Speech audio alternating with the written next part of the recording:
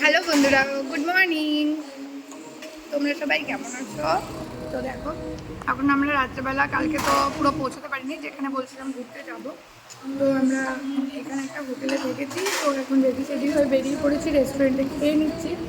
আমি নিয়েছি পোহা, আর রাম নিয়েছে ভাটিপুরি, বাপি নিয়েছে ভাটিপুরি।